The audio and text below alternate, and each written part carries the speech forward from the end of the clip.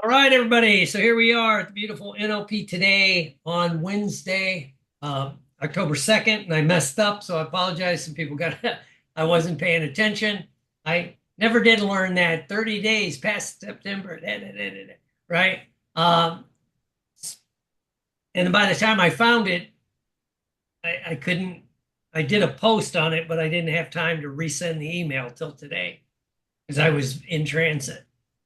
But today we're going to talk about what's a fear you had and what did you do to overcome it? Because I say this especially for this group, even more than if other people watch it, but coaches, hypnotists, therapists, psychologists, whatever, us helpers, you know,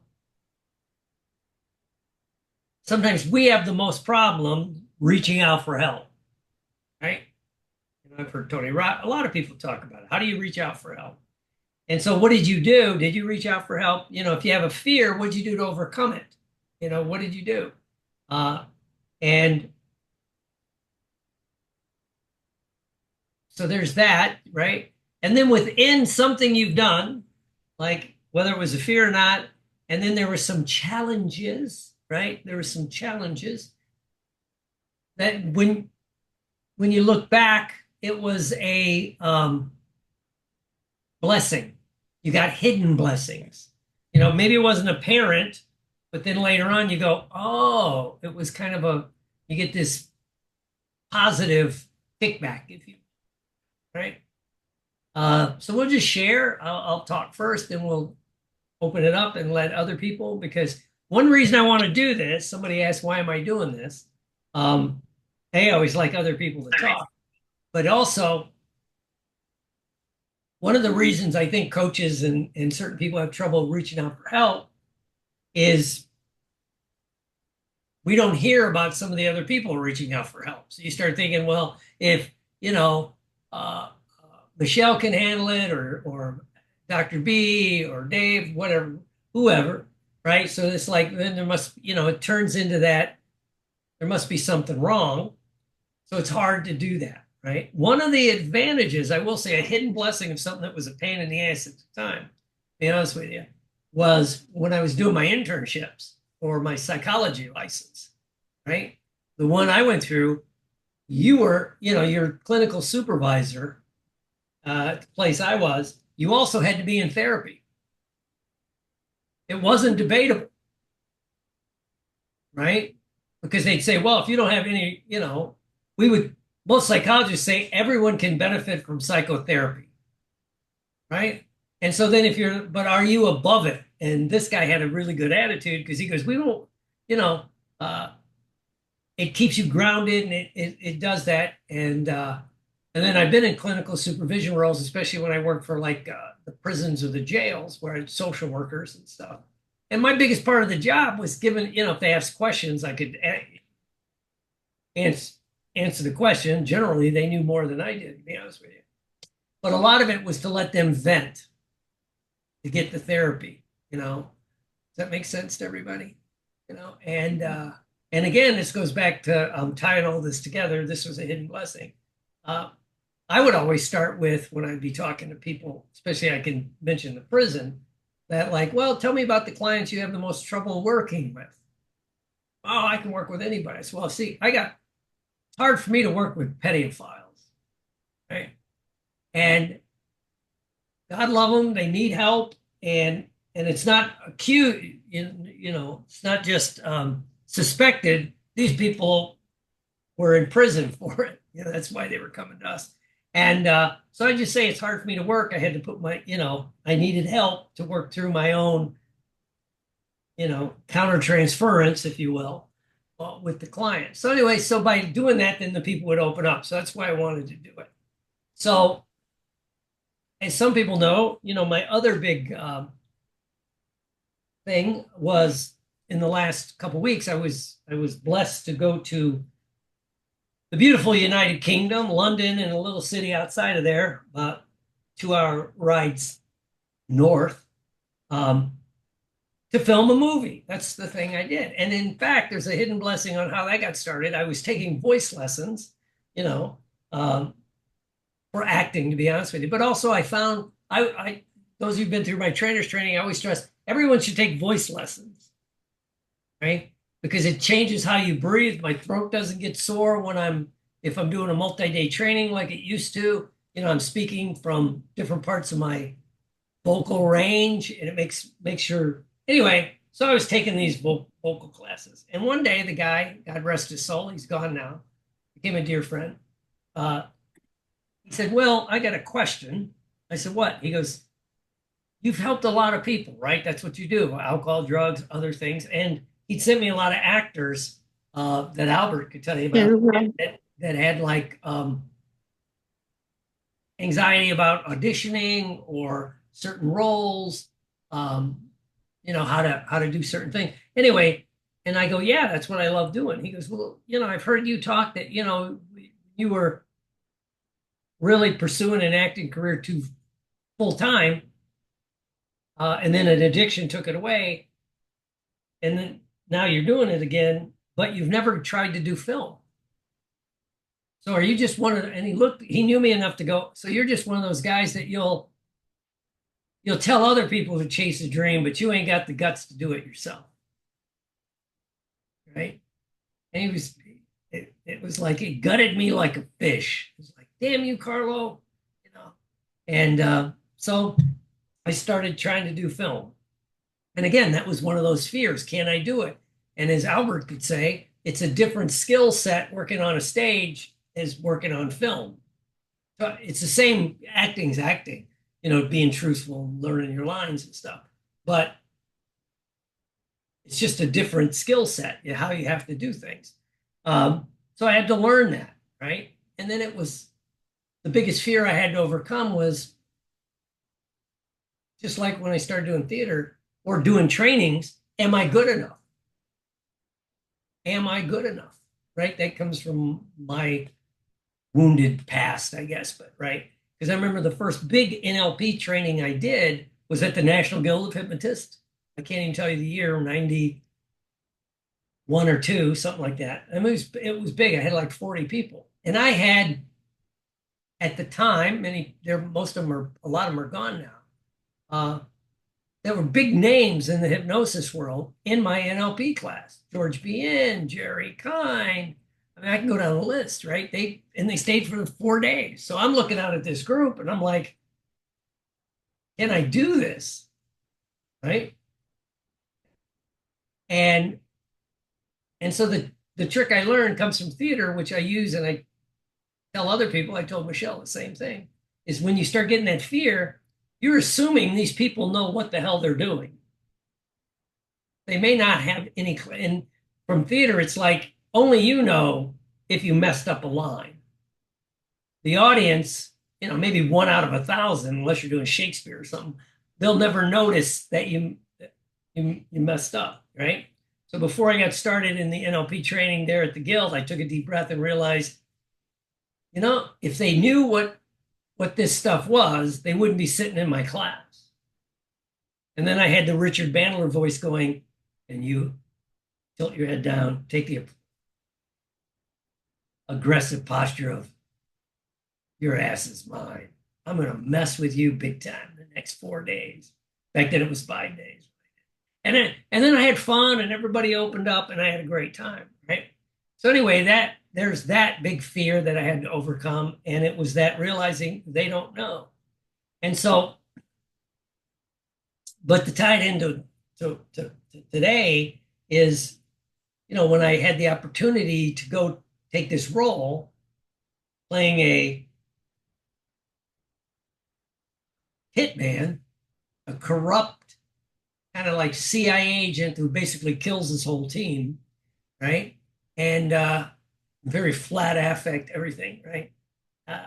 When I first started, of course, I jumped at yeah, I want to do it. And as it got closer, does anybody else do this? Then I started getting nervous. Can I do this? This kind of stuff, am I good enough? Right? And as I got closer, I started looking for excuses not to go. Right? Oh, well, we're having a hurricane, maybe I should stay home. And Christina goes, hell, half the time you're never home when we have a hurricane anyway. And so it's like, and then again, my friend Carlo's voice was in my head, and that is like, you know, they don't know, just do the best you can. And, and a line that still runs in my head, um, which is, and I've told trainers this, but this comes from acting, which is, it doesn't really matter if you know how to act as long as they think you know how to act. Right. And I think that's true for training. And it doesn't really matter if you really know how to train, as long as you think you know how to train, because a lot of it is just the confidence, right? Just the confidence. And then I also remind myself I'm going into an environment, and I think I told Michelle this, it's like none of these people know you. You are a blank slate at that moment. So if you come across as confident, this is what it is, this is that, even if inside you're quivering, right? They don't know, so you're a blank slate, so they're going to assume this is who you are, right? So when I uh, got there and we got started, um, like I got this, I got this. Inside, I'm shaking, to be honest with you, right? But it's like, and then once I got started, had some fun and did some things. And because an acting thing is, I was terrified to do it in England because I don't know if Albert agreed with this, but generally across the board, English actors are better than American actors. I mean, our top stars are, most of them are brands, they're not even actors. But it's that middle, because they have national theater, and you know several of the people in this movie were, they'd have to leave early because they had a play that night, and it's professional theater. They don't have community theater in England, they have small professional theaters. So it's a different skill set. So I'm like, damn, will I be able to do it? And so it was a lot of fun, and those voices were in my head of you know just do it and have some fun. So that's the fear. And it's like, it's kind of like if you come down here to Florida, and when I'm doing a training, and if we're doing the trapeze thing, which I like doing, um, how you overcome it, a fear, is just to get started, right? Because my goal when you get there, when you're terrified looking up to do fly on the trapeze, is just climb the ladder.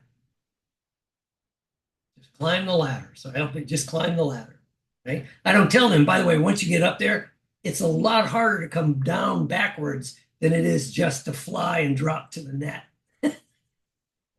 you know, but it's like, so it's, so just get started, do the first thing. So, well, I'll do the first scene. If I'm totally horrible, I'm pretty sure they'll just fire me, you know. Uh, and it ended up being great, had a great time. So that's the overcoming of fear. So I want to hear from that. And now let me tell you about a couple of hidden benefits. I already told you some. Uh, One is when I got to it was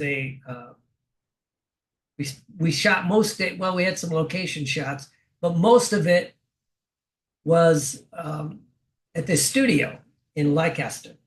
And like a lot of big cities, New York, Albert can relate to this. It was on the fourth floor. Right? Well, the lift was out. So it was a four-floor walk up. Now, if you live in a big city, you see that a lot. 3, 4 walk, it's like, it's just what you do. And then we were filming mostly on the fourth floor and the third floor. And then the outside shots, of course, you had to go outside.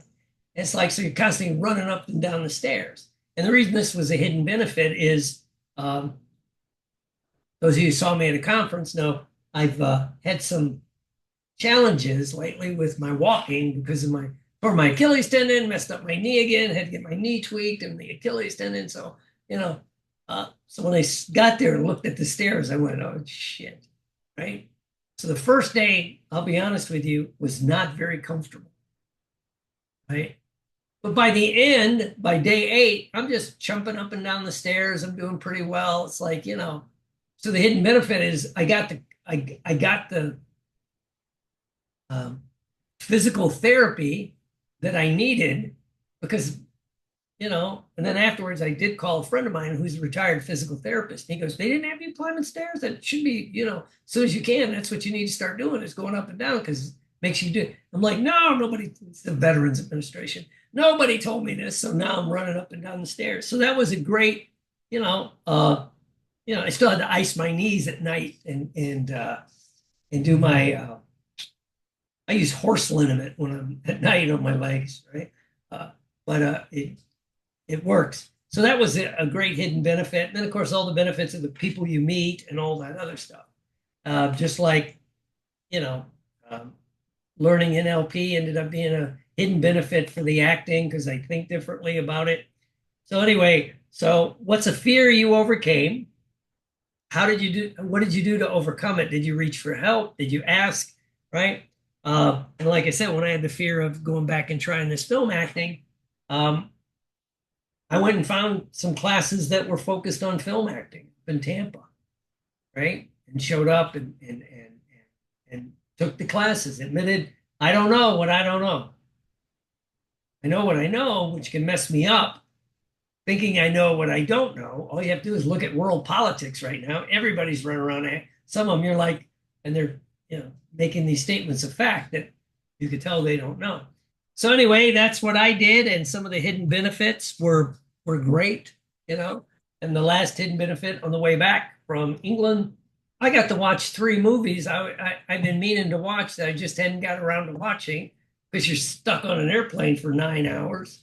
And Virgin Atlantic has a nice system on like watching movies. So I was sitting there watching movies and doing that. So that's my thing. And I will, excuse me. So who has a fear they overcame? How did they overcome it? And what was something that happened where you had a hidden blessing?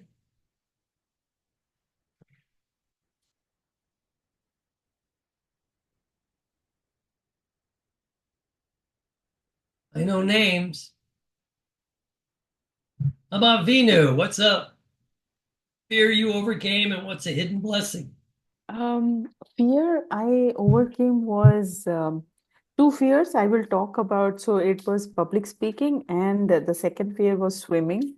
But I will talk about public speaking here because um, when I dealt with that fear, I became who I am professionally today.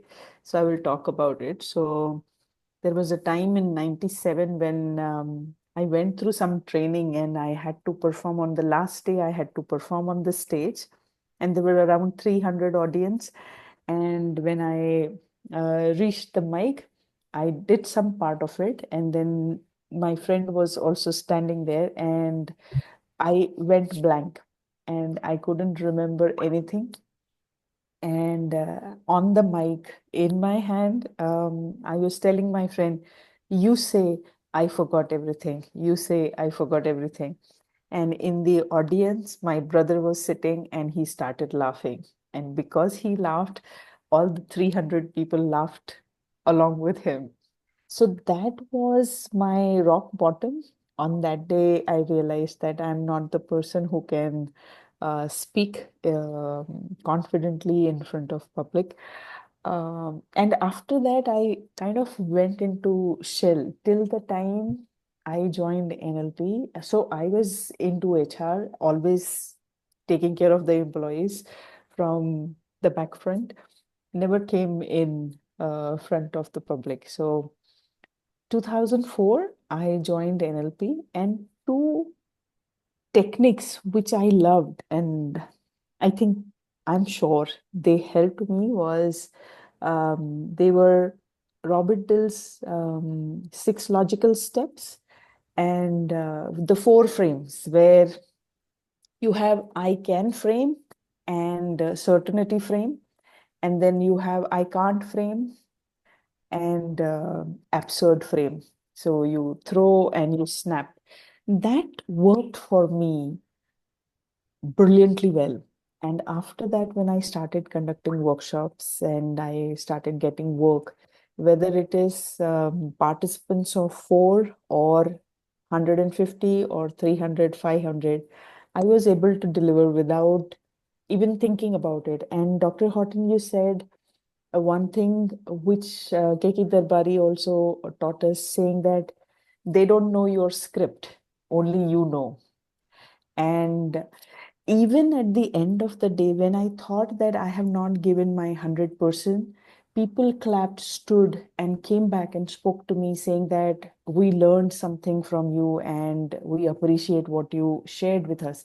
So that feedback always encouraged me to do better and better. So that was wonderful and hidden blessing because I um, gave my 100%, and I always believe in giving.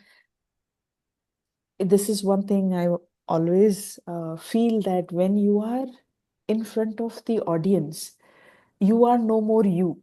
You become the source uh, from which they want to learn.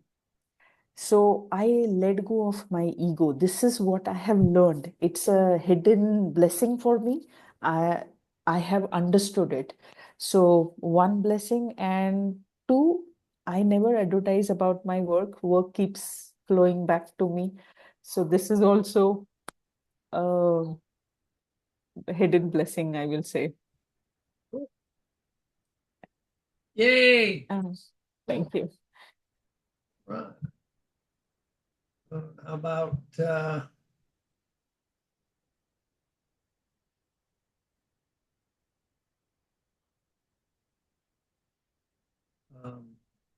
I don't Soprana? Is that right? Did I pronounce that right? Varna. Hi, Dr. Horton. This is my first time with you. I did a NLP Master Practitioner training in 2001. And I did from a trainer who trained from you, Mr. Keki Darbari, back in India. Oh yeah, Mhm. yeah. So Um, I mean, this is the first time. I honestly thought this is going to be a webinar, but when I joined, I was like, wow, yay, I get to meet you finally. Suparna, you are from Pune? No, I'm not from Pune, but I used to work in Mumbai and Okay, knew Mr. Keki Darbari, and then I went for his training. Are you from Pune? wonderful. Yes, I am. Oh, I see. Nice to meet you. Yeah, same here. So I have many fears that I'm working on, but I want to talk about one thing. So 2001 to 2009, I was a trainer, and I was working with MetLife, and I would deliver everything that I learned in NLP, and I did very well. I produced two of my advisors who qualified for MDRT Club. And after 2009, I got married and I have not trained anybody since then. And I mean, I kept in touch with NLP because it kind of somewhere, it is who I am. It resonates with my beliefs and everything. And I want to get back to it. Wonderful. I want to get back to training, but 2009 and now, and meanwhile, I was into IT. So it was completely off of what, but somewhere, I don't identify myself into IT. This is who I am. When I'm, giving back to the community, when I'm helping people, when I'm kind of, uh, people come to me like my friends. They would come to me, they would share their problems and everything, and I would kind of whatever would come to me like, you do this and this is going to help you. If somebody is dealing with trauma, they would come and share, and then I would say, okay, why don't you try doing this? I learned this technique many years back. And so I was like, I want to come back to it, and I want to start back kind of giving this service to people or serving the people. So one is I'm still working on it. and I did few sessions with kids ranging 5 to 8 years old. And honestly, although they are just kids, and I'm a mom of two. My elder one is 13 and my younger one is 7. But I was terrified from inside. Uh, and I was asking myself this question, why? I mean, you advise your kids and you help them on everyday basis, but you're still so scared from inside. And as Dr. Horton said, that, I told myself exactly the same thing. The people don't know what you're going to say until you say it. So one of the affirmations I was giving myself, that you can do it. You can do it, even if it has been years. So I anyways did it. I mean, overcoming, I don't know, I just thought I'm going to do it. Even if I mess up, I am going to do it. This session went very well. Uh, Good feedbacks, everything, but it was a 1 day session. And then I'm like, like telling myself, the learning from the session was that, see, I mean, it was like, I could recollect whatever I did 9 years, 10 years back. And it was free flowing, but inside I was still scared. And I still face the same kind of fear when I am like, I joined the NGO. They work on mental health issues. For specifically, I'm from India, so that NGO is working on South Asian women mental health issues, and I kind of volunteer there. So I talk to women. They come, they share, and then I kind of um, you know, I first of all I listen, and then I tell them certain techniques that I've learned from NLP. Some I have books, so I come. Sometimes I tell them, okay, I'll get back to you, and then I read and I tell them, why don't you try this? I would not really say I've overcome that. I maybe that hesitation. It may not be fear. I'm still working on it. But the the the hidden benefit that I can see coming out of it is, even if it is one person at a time, I still have the hesitation. I still am scared. I still feel if I can tell them the right thing or not. What if I mess up? Everything is there, but the benefit that is coming out of meeting every individual is that I feel I can still do it. It's still there in me. Yeah, probably that's my story. Cool. Right. How about Miss Michelle?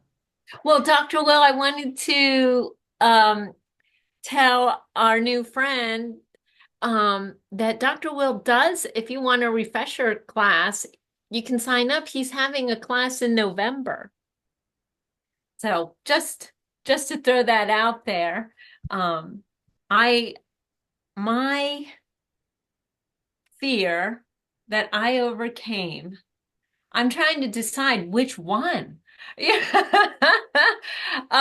Public speaking, of course, but then I became a teacher, and my in high school, I stood in front of the class and I sobbed during having to give an oral presentation.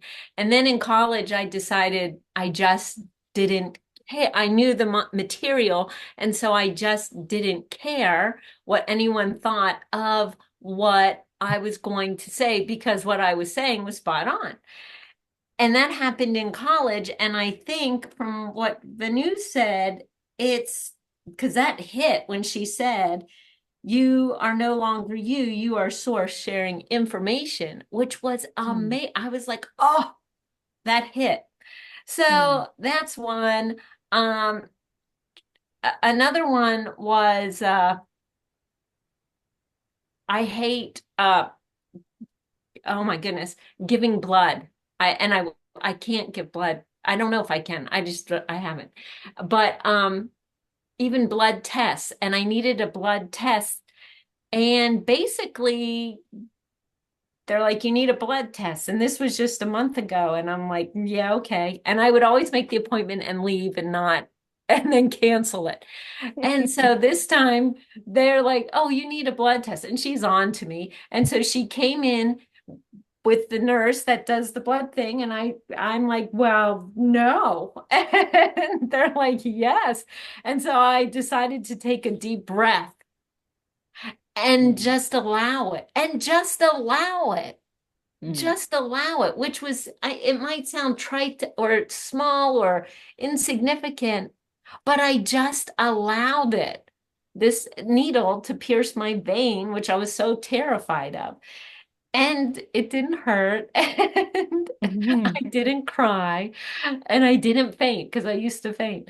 Um, so that was huge for me. And the hidden benefit is with that particular thing, I feel so proud of myself and confident and just that one thing. And it wasn't me making the decision. They came in and they're like, this is what's happening. This is what's happening. And that also happened another time in my life when I was in the hospital after, and many people know this, a severe beating. I was unconscious for 3 days. And of course, you wake up and there's things in your arms and everything. So I think of that time too. But the other part is he was saying, uh, my former husband was saying, oh, this was her suicide attempt. And it wasn't. It was actually the beating. There was one of those previous, but I was left for dead. And so they transported me to a facility for, it's called PPI, for a mental hold, because he said, instead of, I mean, he wasn't going to say what he did. And so I was so scared waiting for that ambulance to transport me. And I was like, oh my God, what is my life? And I decided to go with it. Like, I can't do anything about it. I cannot. So go with it. And then when they check you in, they were telling me, use this time. And I had already decided in the ambulance, so it was a half-hour ambulance ride, I that whatever happens, I have to learn something from it. And so the person checking me in, they give you a journal and they said, fill this book. And I did obey, and I use that word, obey. I obeyed everything they said because I also knew that if I was compliant, that I would be able to leave. And I was able to leave. And they did believe, because I did say, the truth of what happened, and then they had to talk to him about it. But that's a whole nother story. But my fear of getting over it was allowing the good to come from it, not to be resistant. And that's what I've learned in that instance. And right now in this moment, I'm hearing Dr. Will in my head. He's magically giving me the information in my head going, stop being resistant with technology. I hear you, Dr. Will. And so, um, yeah, resistance is what the big problem is, and how to overcome resistance. Fear is resistance. Resistance is fear. That's what I'm thinking right now. And that's all coming to me. I wasn't planning on saying that. And I wasn't planning on saying the other part either. So the hidden benefits are happening actually in real time in my brain right now as I'm talking to you, is to release resistance. And when I release resistance, I talk for a living too, just like Dr. Will. When I release resistance, good things happen. Oh, this just happened. So the end. Cool. Wonderful. Cool. Anyone else? Yeah, I could jump Hey, in here if you like. All right, excellent stories, very good. I when I was young, I went to a hypnotist to quit smoking. This was about in the 90s, and afterwards, he gave me the Heartland Ego Confidence tape, and I still have the entire uh, power pack here, which has all the cassette tapes. The one I'm missing is the quit smoking. So I got this power pack. I went to a hypnotist, and I was amazed at how it worked. I was amazed that I was quit smoking. I did the weight loss. I did the confidence ego script, and shortly after that, I started teaching at a college that I graduated from. I graduated at a technical college with a 4.0 in computer electronics and networking. We were doing full-on networks for hospitals, full-on networks for different companies, Novell networking, Windows NT. So I was always in the technology sector, and I contribute the hypnosis scripts that I was listening to during that time for boosting my ego, boosting my confidence, increasing my capabilities. And after I graduated, they offered me a teaching job there. So I'm 17 years old, and I'm standing in front of a class of everybody's in their 40s, 50s, 60s, and I was nervous. I go into this place, and I went through the whole school, and I knew how the teachers presented. I would imagine that I was one of my former teachers, and I would actually ask them questions, how they get up there and talk, how they present, how they teach, and I would learn from them. So I'd imagine I was naked in front of everybody. No, I'm just. I would imagine that I was a great teacher, and I knew everything. I would stand up there and start teaching. I went through uh, months of training, months of teaching, and so after a while, it just became second nature. Standing in front of a bunch of people teaching, I was more relaxed. I would actually think of them as people that are eager to learn. They're listening to you, and you have something to offer. I would take the deep breaths. I would do the relaxing abdominal breath. I would do the trigger anchor for relaxation. Imagine I'm at my relaxing place. And then as I got older, I started thinking of everybody as just children. I had six kids, and all of them I had to teach. All of them I taught over the years. They're all graduated on their own now. So when I go to the guild each year, I just have fun with it. I just get out there. I talk as though, everybody is wanting to learn something, and you're there to teach them, and it's just have fun with it. Stage, I have not been up on a stage. I'm looking at doing stage shows in the near future, and I've taken a lot of Tommy V's classes. I've taken Jerry Valley's classes. I've watched so many Orman McGill's and Rexford North books, the Boston Hypnosis Center, and that kind of stuff. So that's my next on my to-do list is standing on stage. So I'm going to apply the same principles over the years. Just get up there, and I've watched so many comedy shows over the years. I've watched so many movies and shows. So the NLP techniques that I like the most is the circle of excellence. I love the circle of excellence. Yeah. I love to be able to just imagine that red circle in front of you, and then somebody that you look up to, somebody that you want to be like is standing in that circle.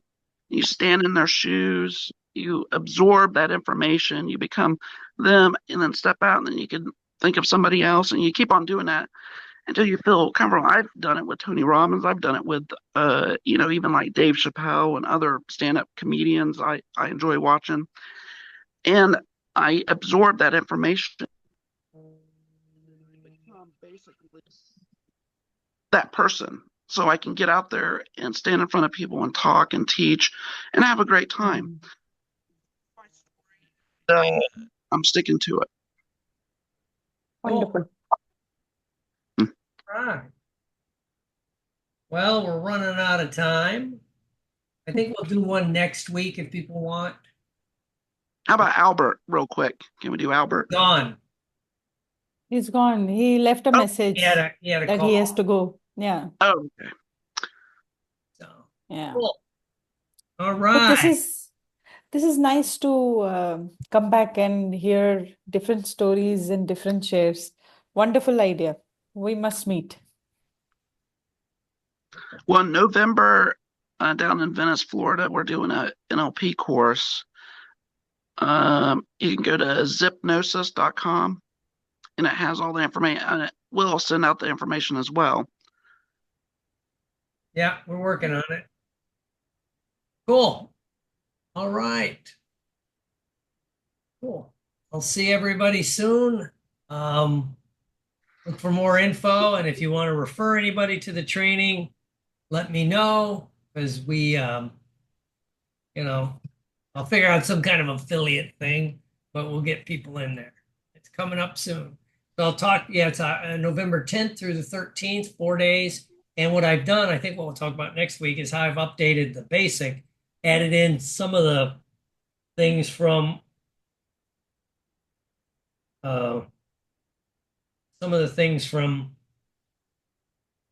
we call the behavior profiling and deception detection, and put that into the basic. All right. Talk to you all Okay. later. Bye.